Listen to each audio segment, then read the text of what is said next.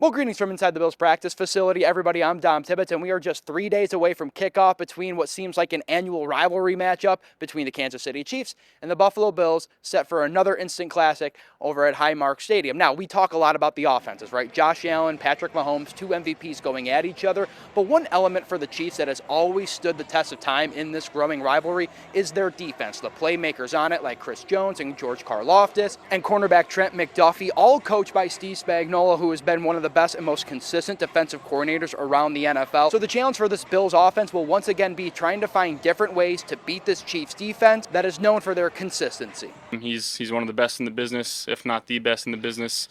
Shows you a lot of different looks, and he knows how to call a football game, that's for sure. Constantly, it seems like there's some people who do it in certain situations. Spags does it all the time, and so our level of communication is the first step for us in order for us to execute, because, like I said, he does a really good job with moving Chris Jones around. Overall, I enjoy playing against great players.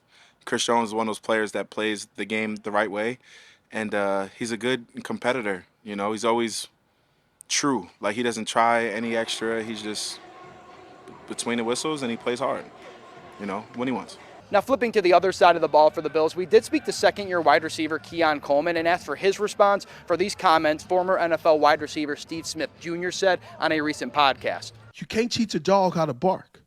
You either got it or you don't. Can he be a dog? I don't know. When speaking with reporters, Coleman doubled down on his no-comment response, but added that the way he has felt like he's handled the adversity this season has been up to his standards. I don't even really know what he said, but you know what I'm saying? So that's why I said no comment. Okay. But yeah, I feel like handling things pretty good.